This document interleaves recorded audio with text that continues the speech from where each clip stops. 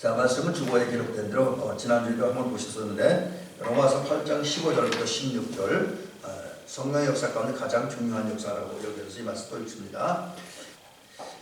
너희는 다시 무서워하는 종의 영을 받지 아니하고 양자의 영을 받았으므로 우리가 아빠 아버지라고 짓느니라. 성령이 친히 우리 영과 더불어 우리가 하나님의 자녀인 것을 증언하시나니. 아멘. 이제 지난주 이번 주 이어서 이제 우리 감리교 교리에 대한 얘기인데 그 성령 하나님에 대한 이야기를 좀 해보도록 합니다. 이제 지난주에는 성령에 대해서 말씀드렸는데 어떤 걸 말씀드렸냐면 성령을 주셨다. 그래서 이제 로마서의 표현대로는 양자의 영을 주셨다는 거죠. 양자의 영은 우리가 하나님의 자녀가 되게 하는 영입니다. 그리고 이제 모든 율법의 그 가운데 제도 관례에서 자유해지고 평화로워지는 그 삶을 살게 하는 영을 주셨습니다. 그게 하나님의 은혜다. 그리고요, 그 다음에 이제 또 두 번째로 살펴보았던 말씀이 양자의 영, 우리를 하나님의 자녀 삼으신 성령의 역사에 대해서 살펴보았습니다. 그리고 그 성령이 역사하는 것만큼 오늘 악한 영도 역사한다, 마귀도 역사한다. 그래서 제가 지난주에 마지막 부분으로 말씀드렸던 부분이 우리는 그 영들의 역사라고 곧 우리가 이렇게 생활하는데 교회 안에서 밖에서 벌어지는 일들 가운데 기적이 나타나고 능력이 나타나고 어떤 영적 역사가 나타난다고 해서 무조건 다 믿고 따르고 저게 성령이 있다 그렇게 인정할 것이 아니라 시험해보고 분별해보라는 거예요. 분별 잘 조사하고 점검을 해본 다음에 근데 그 기준은 성령 항상 성경 말씀에서 근거를 두고 살펴보아서 저게 악령의 역사다. 그걸 좀 철저하게 배격하고 성령의 인도와 감동을 따라 살아야 한다. 이라는 말씀을 드렸습니다. 오늘은 그 뒤에 이어서 이제 크게 한 두세 가지, 물론 세부적으로 좀 더 제가 나누면 몇 가지 더 되겠는데, 한 서너 가지, 또는 두세 가지 정도를, 이제 제가 지금 20분이니까, 늦어도 50분 안에는 끝내도록 하겠습니다. 그때까지만 이제 말씀을 드리도록 합니다. 자, 그래서 오늘은 이제 제일 먼저, 우리 감리교회 성도들, 물론 이 땅에는 모든 그리스도인들이겠지만, 우리 신앙 고백을 잘해야 돼요. 왜 신앙 고백을 잘해야 되냐면 그 마태복음 16장에 보면 베드로는 신앙 고백을 잘해서 복받은 사람입니다. 그래서 그의 신앙 고백에 교회가 세워졌고 그는 천국 열쇠를 받았고 주님의 칭찬을 들었잖아요. 자, 그렇다고 한다면 신앙 고백을 잘해야 됩니다. 근데 신앙 고백 중에도 우리는 우리 신앙생활에 가장 중요한 마치 오늘 지금 성령에 대한 얘기인데 성령은 우리의 신앙생활하는데 필요한 기름과 같아요. 기름. 자동차가 달릴 때 기름이 있어야 달리잖아요. 다른 부분 조금 망가져도 차를 운전할 수가 있습니다. 근데 기름 떨어지면 절대로 운전 못합니다. 안 가요? 근데 성령은 기름 같은 거예요. 다른 건 좀 부족해도 우리 신앙생활하는데 성령이 우리 떠나면 신앙생활 할 수가 없습니다. 그래서 그런 면에서 보면 우리 성령에 대한 바른 이해, 바른 믿음, 바른 지식을 가지고 바른 고백을 할 필요가 있습니다. 그래서 이제 우리가 오늘 사실 우리 이제 감리교회 또 우리 감리교회를 시작하신 웨슬리 목사님의 고백을 통해서 우리 성령을 어떻게 믿고 어떻게 고백해야 되는가를 살펴보고 성령이 하시는 일에 대해서 좀 또 몇 가지 이제 말씀을 드려보려고 합니다. 우선 이제 우리 감리교회를 웨슬리 목사님이 시작했으니까 웨슬리 목사님은 성령을 어떻게 고백했는가 하는 것을 기본으로 해서 우리가 성령에 대한 우리 신앙 고백을 살펴보려고 합니다. 웨슬리 목사님은 복잡하게 얘기하진 않았어요. 성령에 대해서 얘기하는데 나는 무한하신 하나님의 영, 나는 무한하시고 영원하신 영, 곧 하나님의 영이신 성령을 믿습니다. 그렇게 고백을 했어요. 그게 이제 웨슬리 목사님의 고백입니다. 단순한 고백이죠. 물론 이제 그걸 근거로 이제 몇 가지 더 성령에 대한 고백을 이야기합니다. 그리고 이제 우리 감리교회는 웨슬리 목사님의 신앙 고백과 신학에 의해서 그 기초를 두고 또 물론 성경이 가장 기본이죠. 성령은 하나님과 예수님과 같은 분이다. 그래서 삼위일체라 그러잖아요. 여러분 하나님 제일 그다음에 예수님 성령 이렇게 딱딱 어떤 등위에 부분이 있는 게 아니에요. 똑같습니다. 똑같은 분입니다. 그래서 이분들은 물론 어떤 일을 할 때 전면에 나타나서 하는 그런 부분에서 좀 차이가 있었지만 같은 분입니다. 그 다음에 이제 성령은 우리 감리교회 신앙 고백에 의하면 완전하고 아주 완전한 분이에요. 흠이 티가 전혀 없어요. 모든 면에서 완전하고 거룩하십니다. 성령은 거룩한 영입니다. 그리고 모든 우리 성도들을 성결하게 또 깨끗하게 만드는 원인이 되는 게 이제 성령이라고 하는 이 얘기는 이제 조금 이따 성령의 역사 속에서 다시 말씀드립니다. 자, 이런 그 큰 틀 속에서 우리 감리교회는 성령은 어떤 분이가 고백을 하냐면 우선 성령은 우리의 믿음의 대상이다. 우리의 믿음의 대상입니다. 그래서 여러분 우리가 하나님을 믿잖아요. 예수님을 믿잖아요. 성령님을 믿어야 됩니다. 그래서 우리가 이제 다음 오늘은 제가 오늘 이제 뭡니까?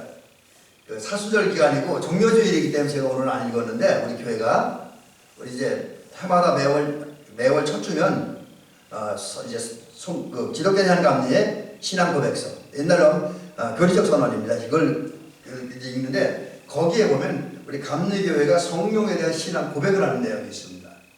거기에 보면 네 번째로 지금 기억되는데 거기에 이렇게 돼 있어요. 우리가 함께 계셔서 우리를 거듭나게 하시고 우리를 거룩하게 하시고 우리를 완전하게 하시며 우리의 위안과 힘이 되시는 성령을 믿습니다. 그랬어요. 여기 중요한 게 지금 우리 감리교회가 고백하는 성령은 함께 하시는 성령입니다. 우리 교회에서뿐만 아니라 삶의 현장에서 농사 지을 때, 살림살이 할 때, 운전할 때, 친구를 만날 때 그 모든 상황 속에서 함께 하시는 거예요. 여러분 이제 여기 함께 하는 것하고 하나님과 나와의 관계, 성령과 나와의 관계를 맺는 또 다릅니다. 여기 이제 요거는 이제 또 들어가면 또 여러 가지 얘기들이 많이 나와요. 근데 오늘은 저 거기까지 따르지 않고 하여튼 여러분 성령은 우리가 함께 하시는 영이다. 우리가 어디에 있든지 함께 하는 영이다. 그리고 함께 하시는 그냥 함께하면 하는 게 아니라 때로 책망하기도 하고 때로 우리 이제 용기도 주고 뭐 지혜도 주고 하는 건데 우리를 거듭나게 하셔요. 하늘나라 백성으로 온전한 예수의 사람으로 거듭나게 하신다. 그리고 거듭나게 할 뿐만 아니라 우리를 다듬은 것 만지셔서 우리 거룩한 하나님의 백성들, 거룩한 성도가 되게 하는 게 성령이다. 그리고 또 완전한 분이 아까 완전하는 건 얘기 드렸잖아요. 아울러 우리의 힘이 돼요. 우리 힘 살아가는데 죄일하는데 힘이 되고 또 그러다가 어떤 때는 우리가 이제 쓰러지고 낙심할 때 절망할 때 우리의 위안이 되고 우리의 용기가 되고 우리 격려해 주시는 그 성령님이다. 바로 이 사실을 우리는 믿어야 된다는 거죠. 그 다음 두 번째 우리 감리교회가 고백하는 또 위선재 목사님이 고백하고 가르쳐준 성령님은 어떤 거냐? 무한한 분이다. 이분은 지혜나 지식이나 능력이나 모든 것을 한계가 없어 무한해.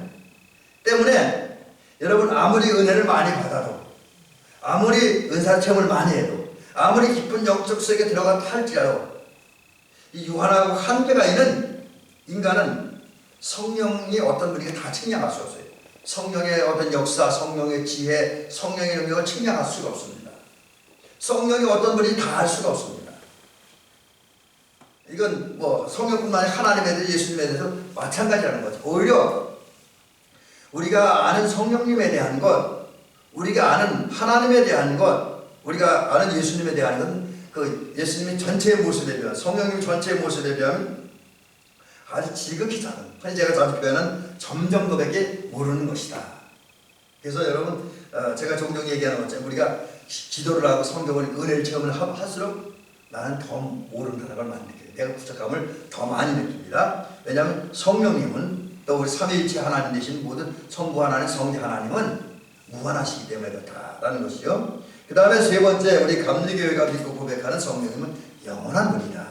영원하다는 거죠. 그래서 시간과 공간과 질서를 뛰어넘는. 그러니까 이제 성령님은 언제부터 계셨냐, 언제까지 계시냐 말할 수 없어요. 영원한 분이기 때문에. 만약에 성령님이 예를 들어서 쉽게 얘기해서 뭐 2001년부터 2015년까지 산다. 그렇게 존재하고 역사한다. 그러면 그 성령은 2001년부터 2015년까지 계시는 분입니다. 이렇게 말할 수 있어요. 근데 이 영원하다는 것은 그 시작의 때를, 한계의 때를 말할 수 없어요. 그런 분입니다. 그래서 우리가 아까 얘기한 무한하신 분과 똑같이 측량할 수 없다. 기대를. 그 다음에 조금 전에도 말씀드렸던 것처럼, 그리고 지난번에 삼일체 하나님을 얘기할 때도 말씀드렸던 것처럼 성령은 하나님과 예수님 같다. 신분이나 지위나 권세나 능력이나 지혜나, 또 흔히 우리가 속성이라는 데 속성이라는 말 찾아보니까 성품, 사상, 감정 뭐 이런 의미가 있더라고요. 그러니까 성령님은 감정이나 그 생각이나 이론이나 모든 면에서 하나님과 같고 예수님과 같다. 그래서 이제 동등한 하나님이다. 그렇게 얘기를 하는 거죠. 그 다음에 6번째 고백하는 내용은 5번째네요. 거룩한 분이다. 죄와 아무런 관계가 없는, 죄와 아무런 관계가 없는. 그래서 모든 사람의 생각, 감정을 훨씬 뛰어넘는. 반면에 인간은 거룩한 성령에 전혀 미치지 못하는 한계를 가진 인간이다라는 것을 느끼게 되죠. 그 다음에 이제 이것을 어떤 그 목사님은 그렇게 얘기하는데, 성령은 모든 것의 원인이 되어진 분이다. 무슨 얘기냐면 성령은 역사하셔서 죄인인 우리들을 예수 믿게 하고 예수 믿음을 통해서 회개케 하고 회개케 해서 우리를 의인이 되게 만드는 역할을 하는 게 성령 역사예요. 그래서 성령은 우리를 거룩하게 하는 원인이에요. 거룩하게 하는 원인. 성령의 역사에서 우리 거룩이 시작되는 겁니다. 그 다음에 거룩하게 하는 원인만 되는 것이 아니고 거룩하게 만든 다음에 거룩을 유지하면서 거룩하게 살게 합니다. 그래서 성령은 모든 것의 원인이 된다. 이렇게 이야기하는 거죠. 자, 이런 정도만 해도 사실 우리가 성령에 대한 역사는 어느 정도 알 수 있습니다. 근데 이 부분을 좀 더 이제 자세히 조금 더 말씀드려보죠. 그래서 이번에는 오늘 얘기로서 2번째 부분인데, 성령이 하시는 일, 성령이 역사, 흔히 말하는 성령 역사는, 역사라는 게 어떤 일 말하는 일을 말하는데, 요즘은 다른 말을 사역이라고 해요. 성령의 사역 이렇게 이야기할 수 있는데, 성령이 하시는 일이 뭐냐? 첫 번째는 이게 이제 과거에는 이런 얘기하면 좀 이상하게 생각을 했어요. 왜냐하면 옛날에는 너무 많이 하는 게 영적 생활에 방해가 된다, 이제 그렇게 주장하기도 했었으니까요. 그런데 이제 어느 순간부터는 그 이론과 그런 가르침은 완전히 거의 사라졌습니다. 뭐 아직 일부 그런 사람이 있기는 합니다만, 근데 첫 번째 성령 역사는 우리의 이성, 생각을 일깨워줍니다. 뭐냐? 이게 세속적인 인간적인 지식을 갖게 하는 게 아니라, 여러분, 그거 더 중요한 거예요. 그러니까 이제 창세기 1장으로 가면, 또 태초로 가면, 창조 시대로 가면, 하나님이 인간 창조할 때 하나님 형상대로 창조했다 그랬잖아요. 그래서 하나님 형상대로 창조되었기 때문에 하나님의 형상 가운데 하나가 자연적 속성이라는 게 있어요. 자연적 속성이라는 건 뭐냐면, 우리 인간은 자연스럽게 하나님을 알 수 있다는 거예요. 하나님의 마음, 하나님의 은혜, 하나님의 사랑, 하나님의 능력, 하나님의 지혜를 알 수 있는 능력이 있습니다. 그 자연적 속성이고, 그 하나님을 아는 것, 그게 이성이라는 거죠. 여러분, 이성하면 세상적 지혜와 지식 갖는 게, 물론 그건 세상적인 이성이에요. 근데 저건 성경이 말하고 교회에서 말하는 영적 이성은 하나님을 아는 지식을 말하는 거예요. 근데 하나님 단순히 머리로 아는 게 아니라, 우리 권사님들 기도해봤을 때, 은혜 체험해봤으니까 하나님 사랑이 어떤 건지 알잖아요. 이건 뭐 느낌으로 하는 거예요. 그죠? 경험으로. 그거예요. 경험적인 지식인데, 경험적인 지식. 근데 처음에 하나님 형상을 가졌을 때는 이 지식이 있었는데, 범죄하고 타락하니까 하나님을 몰라요. 왜? 하나님 형상이 살아났기 때문에. 여러분, 세상 사람들에게 가서 하나님에게 아무리 해도 못 알아듣잖아요. 그죠? 하나님 형상이 없기 때문에, 성령의 형상이 없기 때문에. 성령 없는 사람들에게 아무리 그렇다고 아무리 경험적이고 무슨 얘기 다 해도 그분들 하나님 얘기 못 알아듣습니다. 못 알아들어요. 근데 이러한 안타까운 사람들 향해서 성령이 또 역사하신 겁니다. 성령이 역사하셨어요. 물론 여기에도 강제는 아닙니다. 이게 어떤 다른 어떤 것처럼 어떤 예정론에 의해서 하나님이 누군 믿게 하기를 결정했다는 강권적 역사에서 그건 아닙니다. 그러니까 하나님은 인간에게 자유를 주셨어요. 근데 이게 또 무서운 게 뭐냐면, 바울도 그런 얘기를 해봤잖아요. 모든 것이 강하나 다익한 건 아니라잖아요. 그러니까 여러분, 하나님 우리에게 자유를 주셨기 때문에 우리가 뭐든 내 마음에 자유롭게 선택할 수가 있습니다. 심지어 좀 더 심각하게 얘기하면, 사람이 예수를 믿을 자유도 있고 안 믿을 자유도 있어요. 그래서 세상 사람이 그들 주어진 자유를 잘못 사용해서 예수 안 믿는 거고, 우리 하나님이 주신 자유를 지혜롭게 사용함으로 예수 영접하고 믿는 겁니다. 근데 문제는 이게 자유의지라고 표현해요. 하나님께서 우리에게 주신 선물이 자유의지라고 그러는데, 근데 이 자유의지를 주시면 그것만은 끝나는 게 아니라 하나님 그 다음에 요구하는 게 있어요. 책임입니다. 책임. 그래서 하나님이 준 자유의지를 잘 사용해서 예수님을 영접하고 믿고 살아가면, 그 하나님의 말씀을 순종하면 구원을 주고 은혜를 주고 복을 주고 하나님 나라를 영생을 줍니다. 근데 안 믿으면 어떻게 돼요? 지옥 가잖아요. 근데 이제 지금 제가 좀 멀리 갔는데 여러분 그렇습니다.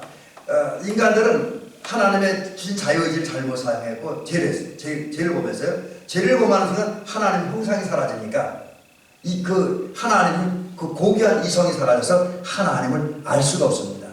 근데 이런 속에서 이런 인간에게 하나님이 찾아오셨어요. 성령을 통해 역사하셨습니다. 그래서 성령의 역사를 느낀 사람들 가운데 지혜로운 사람들은 성령 인도를 받아들이고 그 인도를 따라 삶으로 예수님을 영접하고 믿으니까, 그리고 하나님 사랑하니까 하나님의 형상이 회복되는 겁니다. 하나님의 형상이 회복될 때 이제 자연적 속성은 사실 요즘에 이제 이야기하는 게, 그거는 세상에 있는 동안은 인간은 회복할 수 없다고 합니다. 그러나 하나 회복할 수 있는 건 100%는 아니지만, 여러분 인간 아까 조금 전에 말씀드린 것처럼 인간은 100%는 안 돼요. 그렇지만 성령이 역사하셔서 하나님의 형상을 회복하면 이성이 회복되기 때문에 하나님을 알 수가 있습니다. 하나님의 은혜를 알고 하나님의 사랑을 알죠. 이게 성령의 역사에 의해서 주어진 선물이고요. 두 번째, 성령은 여기 이제 좀 어려운 말인데 우리의 의지와 정서를 조정한다 그랬습니다. 근데 의지라고 하는 말은 뭐냐면 이건 마음입니다. 마음. 어떤 일을 해야 되겠다, 어떻게 살아야 되겠다는 그런 마음이고요. 그 다음에 정서라고 하는 말은 감정을 말해요. 내가 반드시 뭘 해야 되겠다, 해야 되겠다는 그런 감정. 어떤 면에서 의지와 감정은 같은 건데, 근데 이거 구체적으로 얘기하면 결국은 성령의 이끄심을 받은 사람들이 성령의 도우심, 성령의 은혜 가운데 나 예수 믿어야 되겠어, 나 예수님 사랑해야 되겠어, 그리고 그럴 거야 라는 그런 의지와 마음을 갖는 거. 그리고 그 예수를 믿고 영접하고 끝나는 것이 아니라 꼭 구원받아야 돼, 나 꼭 하나님의 자녀가 돼야 돼, 나 꼭 하나님 나라 백성이 돼야 돼, 하나님의 복을 받아야 돼. 그런 의지, 그런 목표를 갖는 거예요. 그리고 간절한 마음과 감정을 가지고 하나님 나라를 구하게. 그건데 그런 마음을 갖도록, 그런 감정을 갖도록 성령께서 우리의 마음을 조절하고 이끌어 가십니다. 그래서 여러분, 저와 여러분들이 오늘 예수님을 영접하고 믿고 사랑하는 것, 이건 하나님께서 우리 마음과 우리 감정을 예수 믿게 하셨기 때문에, 구원의 길 걸어가도록 하셨기 때문에, 하나님 나라를 향해 걸어가겠기 때문이라는 것이었죠. 그 다음에 두 번째, 성령의 역사는, 세 번째 성령의 역사는 뭐냐면 우리의 본성을 새롭게 합니다. 그러니까 그 타락함을 잘못된 우리의 그 기본적인 심성, 영성, 정신세계를 하나님 원하는 방향을 바꿔놓는 게 성령의 역사이고요. 그 다음에 성령의 역사 네 번째는 우리와 그리스도가 하나가 돼 연합하게 합니다. 먼저는 성령께서 이제 우리를 위해서 중보기도를 하셔요. 우리가 부족해서 연약해서 무엇을 구해야 할지 알지 못할 때 성령은 지금 하나님 보좌 우편에 앉으셔서 우리를 위해서 안타까운 마음을 가지고 절박한 마음을 가지고 우리를 중보기도 하십니다. 그리고 또 이제 다양한 형태로 우리가 성령의 역사를 우리 인간은 다 이해하고 말할 수 없기 때문에 우리가 성령에서 이것이다라고 이것만이다라고 이야기하기는 어려워요. 다양한 형태인데 다양한 형태로 우리 인간을 찾아오실 때는 감동하고 때는 책망하고 때는 이끌어가시고 상황을 만들어가는 가운데에 우리로 하여금 예수님께 나아가게 하고 또 예수님을 만나게 합니다. 또 예수님 우리 찾아오시고 그래서 예수님과 우리 사이에 영적 연합을 가져오게 하고 그 다음에 계속 우리 안의 역사에서 우리가 하나님을 우리 아버지로 인정하고 모시고 하나님을 아빠 아버지로 부르게 하고 또 성령님은 이제 모든 피조물들 앞에서 우리가 하나님의 자녀인 것을 증거하십니다. 이 성령의 역사에 그래서 이런 성령의 역사에 의해서 우리는 그리스도와 하나가 되고 연합하고 저와 동행하는 삶을 살게 되어진다라고 하는 거지요. 그 다음에 성령의 역사에 의해서 우리는 하나님의 뜻에 순종합니다. 하나님의 뜻에 순종을 해요. 예수께로 인도, 우리가 성령은 그 여러 가지 성령에 대한 그 성령을 표현한 명칭들이 성경에 있잖아요. 뭐 불이다, 그 다음 기름이다, 뭐 이제 또 뭐라 그럽니까? 그 비둘기다, 뭐 술이다, 이렇게 성령을 표현하고 있는데, 그 중에 하나가 이제 우리 그 보혜사 성령이라 하죠. 보혜사 성령. 보혜사 성령은 진리의 영입니다. 그래서 진리의 영이신 성령께서 우리에게 오셔서 우리로 하여금 하나님을 믿도록 인도할 뿐만 아니라 그 하나님의 말씀, 성경에 기록된 하나님의 말씀, 강단을 통해 선포되었던 말씀을 필요한 때에 필요한 말씀을 생각나게 하십니다. 그리고 그 의미를 깨닫게 하십니다. 그리고 그 말씀에 순종하게 하십니다. 성령의 역사. 그래서 오늘 저와 여러분들이 삶의 현장에서 적절한 하나님의 말씀을 기억할 수 있고 그 의미를 깨닫고 이렇게 살아야 된다는 결단하게 하고 그 말씀에 실제 순종하는 것은 절대적인 성령의 역사다라는 것이죠. 그 다음에 이제 오늘 말씀의 세 번째인데, 이제 성령이 이렇게 역사합니다. 그럼 그 결과가 뭐냐? 여러분, 이제 성령의 역사를 한번 이렇게 한번 표현해 보고 싶습니다. 그게 뭐냐면, 이제 성령은 권능이라는 말을 말씀을 드리기 위해서 이 얘기를 하는 거예요. 여러분, 성령은 고인물이 아닙니다. 여러분, 물이 고여 있으면 어떻게 되죠? 물은 흘러야죠. 물은 흘러야 됩니다. 고여 있으면 썩어요. 물은 흘러가야 됩니다. 성령님도 고인물이 아니라 좀 한번 와서 머물러 있고 그런 잠자는 분이 아니라고 하는 거지요. 어떤 데는 강물처럼, 어떤 데는 태풍처럼 강하고 세차게 몰아치고 역사하는 영이 성령입니다. 또 어떤 데는 불처럼 뜨겁게 타오르면서 역사하셔서 사람은 냉랭한 사람의 마음을 뜨겁게 만들고 감격적이게 만들고 적극적으로 만들기도 하고, 또 불처럼 타올라서 잘못된 것을 다 완전히 태워버리는 그러한 영이 성령이라고 하는 거지요. 또 성령은 어떤 때는 우리 눈에 안 보여. 사실 성령이 우리 눈에 보이지 않잖아요. 역사하는 것도. 그런데 바람처럼, 여러분 바람이 불 때 우리가 바람 불다는 건 느끼지만은 바람 자체가 보이는 건 아니잖아요. 마찬가지로 성령도 성령 자체는 우리가 볼 수 없습니다. 그러나 그 성령 역사가 있기 때문에 거기서 오는 시원함과 만족, 능력과 기적을 우리가 느끼고 경험합니다. 그래서 바람처럼 역사하는 그런, 그래서 제가 바람처럼 역사하는데 잠잠하고 조용한 가오지, 하지만 분명한 어떤 표적, 능력 이런 나타나면서 역사하는 것이 성령이다 라고 하는 것이죠. 근데 이런 성령은 비록 보이지 않지만 어떤 데는 태풍처럼, 어떤 데는 불처럼, 어떤 데는 바람처럼 역사합니다. 근데 그런 성령의 역사하면 아무도 막을 수가 없어요. 성령 역사는 아무도 막을 수 없습니다. 초대교회에서 성령 역사는 교회가 궁금하니까 이걸 막아보기 위해서 유대 종교 지도자들이 그렇게 발악을 했잖아요. 근데 실패했잖아요. 성령은 막을 수가 없습니다. 성령 역사는. 그래서 이 성령을 가리켜서 성경은 권능이라고 얘기를 합니다. 권능. 그래서 사도행전 1장 8절에 뭐라고 기록했습니까? 오직 성령이 너에게 임하시면 너희가 권능을 받고 라고 했습니다. 권능. 권능이라는 말은 원래 이게 흔히 이제 우리가 다이너마이트와 같은 폭발적이고 아주 어떤 놀라운 능력을 가진, 힘을 가진 그런 의미로 성령을 가진 말을 이제 능력이라고 해요. 그래서 이 말대로 성령은 엄청난 능력을 가지고 있습니다. 언어도 그렇고 영어도 그렇고 이 말 뜻이 기적적인 능력, 놀라운 힘, 강한 일, 권력, 강력하지 않은 뜻을 가진 게 권능입니다. 그래서 성령 역사하면 권능이 나타납니다. 권능이 나타나다 보니까 성경에 보니까 또 우리가 많이 체험했지만 성령 역사하면 병고침의 역사가 일어나고 장님이 성경의 눈을 뜨게 되어지고 심지어 죽은 자가 살아나는 역사가 있었잖아요. 또 사실은 유대인들이 볼 때 그냥 평범한 사람으로 알았던 베드로가, 또 나는 놓고 기억자는 모른다고 생각했던 그 베드로가 구약 성경을 근거로 해서 아주 정확하고 논리적인 은혜로운 설교, 감동적인 설교를 하고 3,000명이나 하루에 3,000명이나 회개하고 예수를 믿게 합니다. 성령은 권능이지요. 자, 이런 성령의 역사하면 결국은 이제 그 역사할 때 처음엔 그 성령이 한 사람을 변화시킵니다. 그 권능 있는 성령이 임하시고 역사하면 처음에 그 성령이 임한 사람 한 사람이 변화돼요. 한 사람 속에 역사합니다. 근데 그런 성령의 역사의 변화는 한 사람을 끝나는 것이 아니라 그 한 사람을 통해서 변화와 회심과 개혁의 불이 확장돼요. 넓어져요.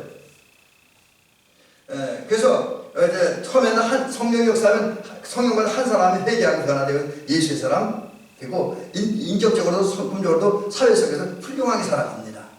근데 거기서 끝나는 성령은 그 역사를 계속 일으켜서 그 한 사람들 주변을 변화시켜요. 한 가정을 변화시킵니다. 한 나라를 변화시켜요. 한 지역을 변화시킵니다.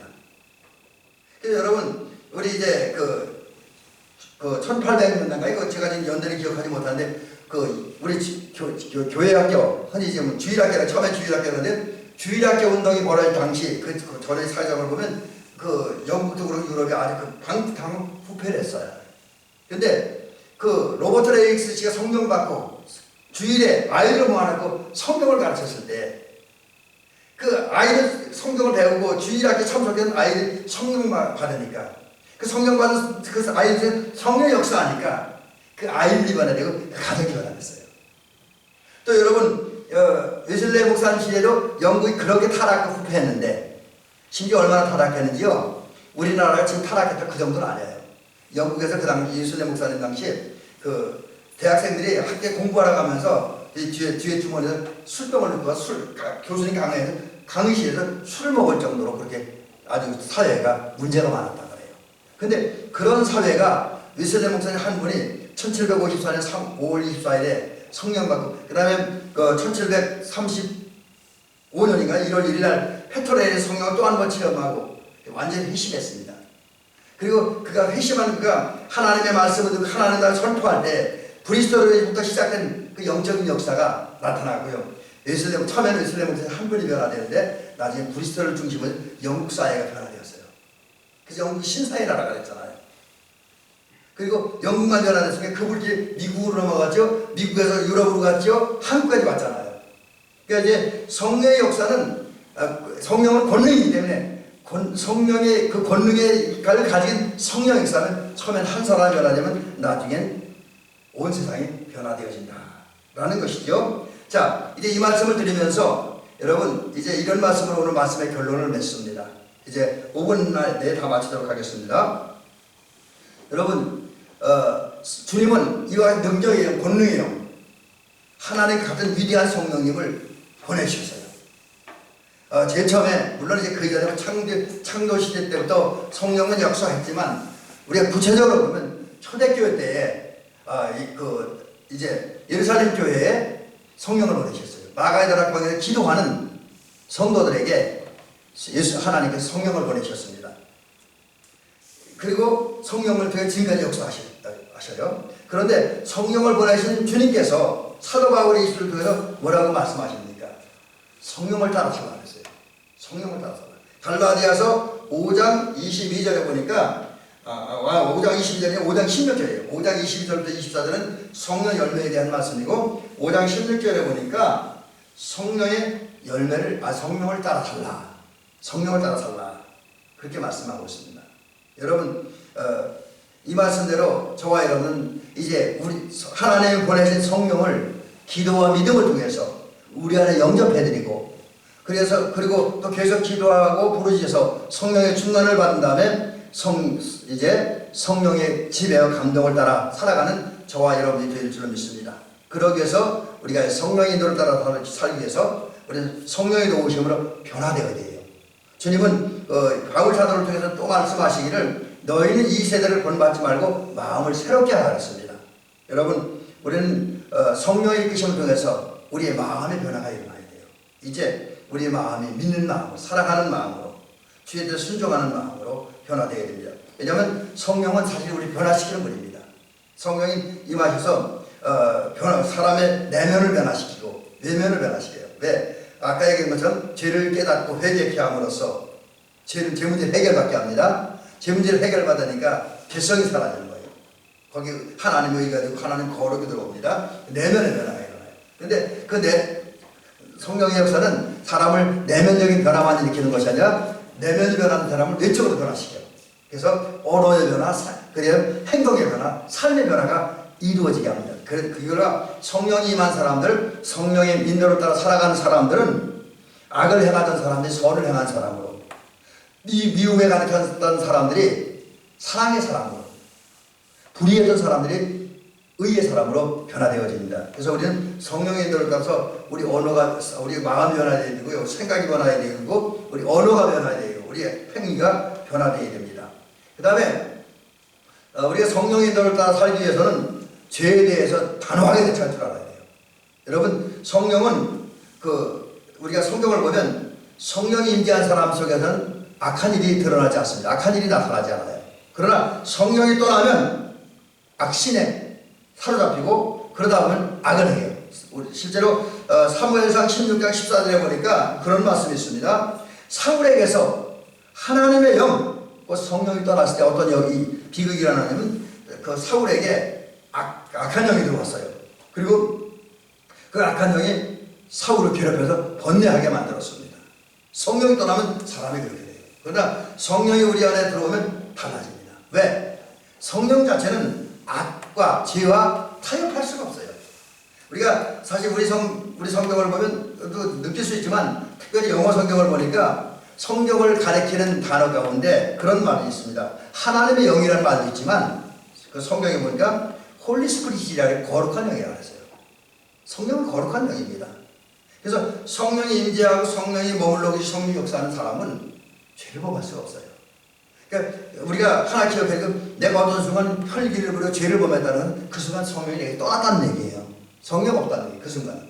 성령이 내 안에 있으면 유혹을 받을 때 죄를 멀리하게 합니다. 죄를 극복하게 해요. 죄를 미워하게 합니다.